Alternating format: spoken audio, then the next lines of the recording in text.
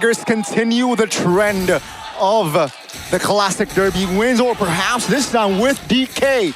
That's Demon Kite. Perhaps that pattern will break. Yep, Joshua is taking a bit of beating here, but it's all good.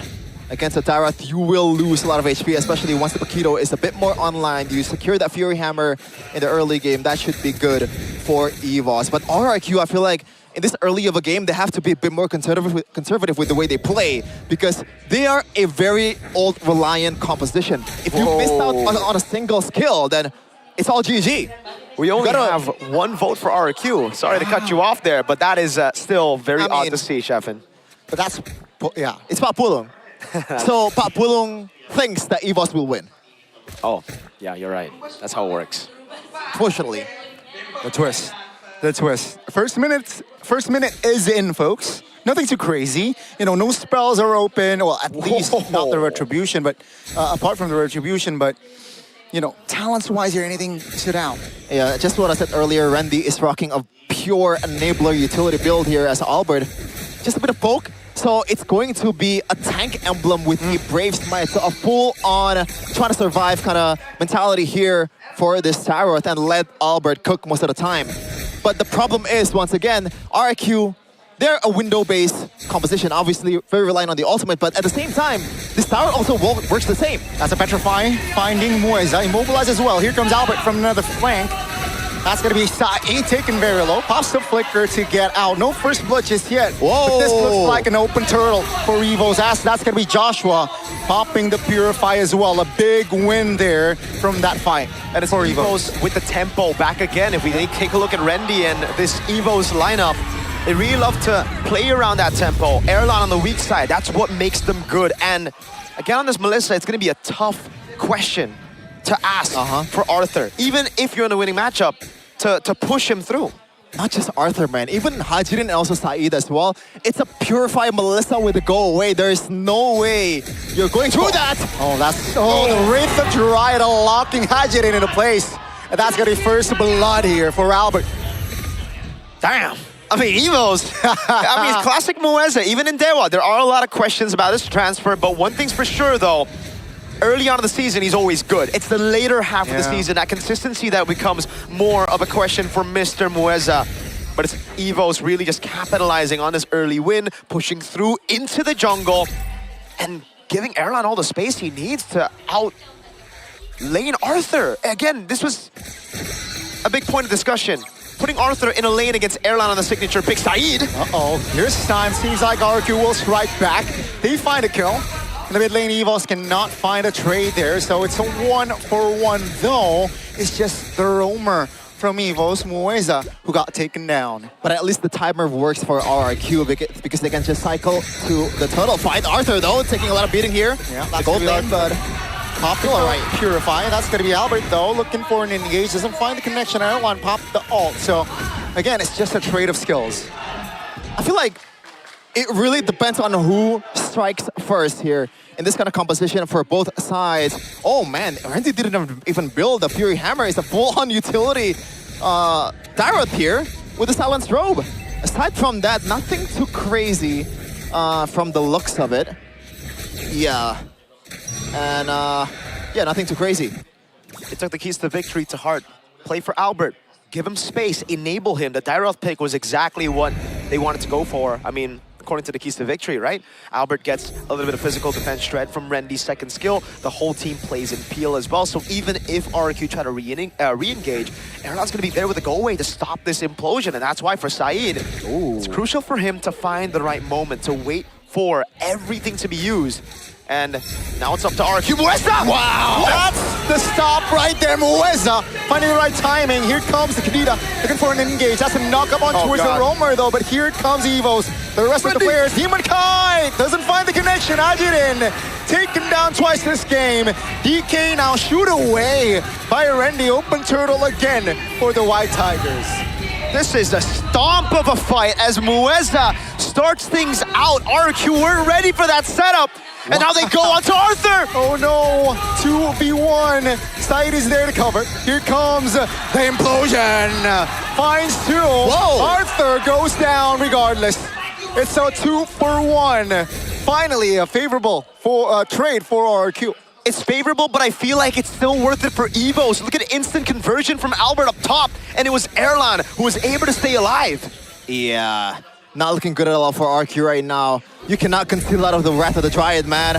Mueza has been very trigger happy, and for a good reason. Whoever strikes first will almost guarantee the victory, and unless you mess up at the engage. This is a Tigreal versus a Belleric matchup, a roam off in this classic derby. That's why we brought it up before the game started. You know, who's going to have a better time, the Belleric or the Tigreal? And so far, if you look at the KDA, you'd say maybe it's 50-50, but no, Mueza's been the man to set things up also brilliantly for Erlan, for Drian W to get these sets, and then Rendy comes in as the executioner, where you would think it was going to be the Paquito. Yeah, that's the thing, man. Belleric, you can play it actively with the Flicker as well, but in terms of playing it reactively, I feel like Belleric triumphs just a little bit over the Tigreal, especially with the amount of tankiness that Belleric has compared to the Tigreal. So they can be a bit more flexible with the way they play Evos. Now it's very difficult. Hirara to... Oh, Drian, help you. They're going in on towards Joshua. The mid turret, though, was the target. Still able to be defended. But again, 6 minutes in, almost 7. It's a healthy lead for the White Tigers. 2K gold is the difference. Even though they've rebuilt their roster, though, Evos, they've stuck through to that disciplined gameplay of last season. Again, if you guys remember, that was really what stood out for Evos. Playing it slow, playing it clean. This roster feels like it's taken that aspect as they get a lead.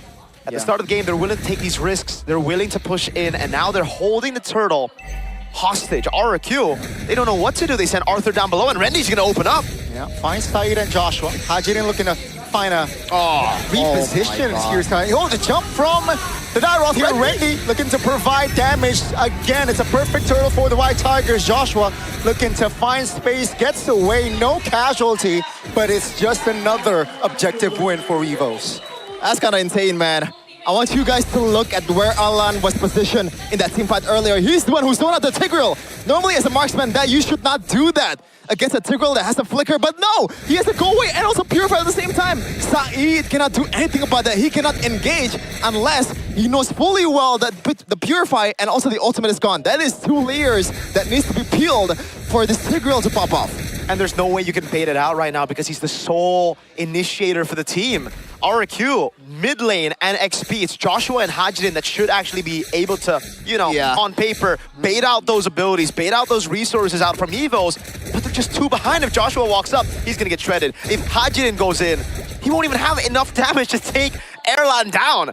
Bro's chilling in the back. This is supposed to be a good pick against the Melissa, but not if you lose out on mid-prio. We have to go back to the fundamentals now, right? The Tigreal, the Kadira in a teamfight scenario can be great, but they lose out too hard in their own lanes. They're gonna be too far behind to actually even threaten anyone from Evos. Yeah, and layering the CC is not even an option for RRQ right now. Especially if Mueza does a good job in peeling for his team. When he has the flicker, he has to watch out for a single guy, and that is Saeed. He has to man-mark, box 1, this guy down to the ground, and pretty much on his back the whole time. Look at that, Rendy does not care. He wants himself to be ulted. He wants to bait out the resources. And it's because he's built that utility build full on. No damage, not even a Fury Hammer that you mentioned earlier, Sheffin. It's a Radiant Armor Rush, so there's no risk of him walking up. You saw the Kadira splash him with water, and it really just felt like that, like a little boy splashing water on you on a pool. Didn't feel like any waves, no rough waves, those are smooth. Yeah, he's playing in the bathtub instead of the beach. Wow. This is the bathtub. Rendy. Look at that. Yeah, slow push down Please below. ult me, please ult me. Please, please, come here. Evos are just masochists right now, man. They just want RRQ to hurt them. Dude, he does not even care to use the ultimate because he knows that the ultimate for this Tyrant is kind of useless. There's no damage to proc. It's a fully enabler Tyrant at this point of the game. Oh no. Mueza finds an opening. The Wrath of Dryad is not really, doesn't really connect. Oh, Saeed finds a 2-man stun. Take a look at the damage though. Saeed very low. Hajin in the back, taken down. Joshua will not be able to sustain the damage. Rendy in the front will not fall just yet. Arthur gets away, but DK jumps in. Ladies and gentlemen, DK making their way, an escape, but Evos, they stand with 3. RRQ actually pull off a pretty good fight. They were able to bait out some resources, and it was through Saeed going in, baiting out Purify, zoning them in the back. Basically breaking the front to back, but still they weren't able to fully convert on that fight. Yeah, unfortunately it was through Evos' mistake. Mueza, I think, is a bit too late or a bit too early in the flicker. Yeah, he has to be a bit more precise from now on, because if that connects, it would have been a different story for Evos, man. They might be up like 4K, 5K gold lead by now. But yeah, good job by RRQ at this point of the game. Any equal trade is a good trade for RRQ, despite the late game might not even favor them. And this is where Drian W needs to start being very, very safe. Saeed can still pick him off, right? He can't pick up Erlan, but he can go for an easy pick-off on the Eudora. That's why both of them, Drian and Erlan, need to play together so that Erlan can purify out of that implosion, then get Drian into a safe spot with Go Away. And by the way, oh, hold on. Amazing poke. Hirata's down below. They were going to force this. Yeah, it seems like that's going to be the call. Saeed pops the conceal to at least bluff. That's a taunt, that's a stun. That's going to be the damage coming in. Rajirin finds the burst. Saeed falls. That's going to be Demon Kite in the back, trying to provide damage as the Lord will be slain by Erlan. And now Arthur, in no man's land, still able to find a route to safety. But it is Evos again who will strike. Oh God, that was an early retry, I believe, from Demon Kite. Yeah. It was a 1v1 in the Lord Pit, and he wasn't able to secure it against the Melissa. And this is a Melissa, by the way. It's a marksman that uses the Trinity build, so the basic attack damage is not really that much compared to the critical marksman usually. So there's absolutely no reason for DK to lose that retribution. Maybe it's the jitters of MPL ID, but I don't think so. The way he played M7, he played in a much bigger stage. There's no room for jitters, even if you're debuting in MPL ID. Yep. I mean, to play devil's advocate, it was on utility junglers. It was on more of a comfort pick now. As he has to play the Hirata, it might be different. And a crazy brawl, chaotic server is going to be much more difficult, man. Erlan walking up now, trying to siege that turret down in the mid lane as they have a Lord down below. Taking it slow, though. Again, classic Evos from Season 17. Let's see, it's going to be the first Lord rushing on towards the bottom lane. RRQ, though, will find composure and defend it. It seems like Evo says, you know what, let's not force anything. No opening, let's back off. Rinse and a reset for Evos right now. Not the biggest gold lead. Not that big of a gold lead, to be honest. Nope. From the way I feel like RRQ is playing this game, but now Side getting spotted up. Whoa. Thunder's Wrath even used up down in the bottom lane. Hajidin! Again, the spacing from Erlan has been amazing. Here comes a jump from Evos. Two-man dive there. Arthur, here comes the blazing duet with Arthur popping the old Evos. Now backs away. Finds the turret, though it is not the far lane turret. So that's a small dub, but take a look at the gold lead Evos. They're healthy, 5,000 gold lead. That's a lot. Oh, God. Rendy even walking up. That's going to be the orange buff take by Albert. They want more. Wait, they get a base turret down below. They want the 4 lane, Gani. Yeah, it seems like they will siege the turret. They will gladly take it. And RRQ, they have nothing to defend that far lane turret. So it is just the mid lane turret that is left standing here for the base of RRQ. And now it gets frustrating for RRQ because it almost seems like they've had, all this time to scale up, but some of their heroes just don't do that, right? I mean, you have the Claude in the scaling department, but everybody else there kind of falls off. And even the Esmeralda, I think, kind of falls off against this shred comp of Evos. By the way, I love the boots pick here from Drian W. W, indeed. A tough boots against a Kadira is always a must if you're playing solo rank. But in this case, as long as you don't die, you can still flicker out of a Petrify. So it's super easy for him to get out as well. The only thing that can actually kill him is probably Arthur, but in this case as well, let's take a look at the item from Arthur. He has not secured a Wind of Nature, or like a Rose Gold Meteor, or even a Wind of Crown. Saeed. Yeah, looking for an opening, has immortality. That's a Petrify! Finding the burst damage. The mid laner from Evos is out. That's gonna be RRQ now with the men up. Can they convert? Seems like the damage from Erlan is still significant. Even with 4, they have the equipment to just shoo away the members of RRQ. And as that old duo The two pillars of RRQ that they've trusted time and time again, all the way from Season 14, Rins and Edok, who were able to make that play to open it up for Drian W. Now for him, it was just unfortunate, man. He had to flicker out of Saeed's conceal, and then it was Hajin with the instant punish with the Petrifies. Now they go for the Lord Dash, but the wave up top is good.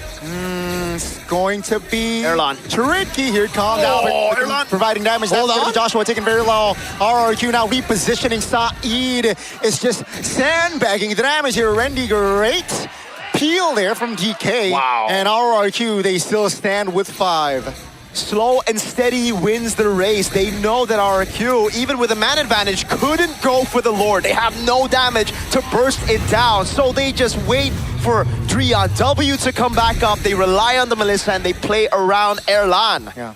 It feels very upfront and honest here. RRQ, the only thing they can do is wait out for the mistakes, wait out for the resource to burn by itself, which is really not good in this stage of the game, man. You cannot build a winning composition through that 5K gold lead for Evos, and this just might be the last load of the game. 16 minutes has elapsed.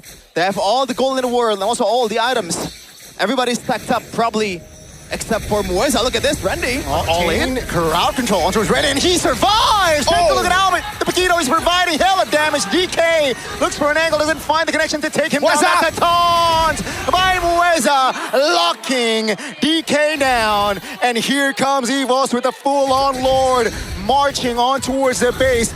RRQ, can they defend with 4? That's it, Evos now finding the mid-turret. RRQ now looking for an opening for Lord. Saeed.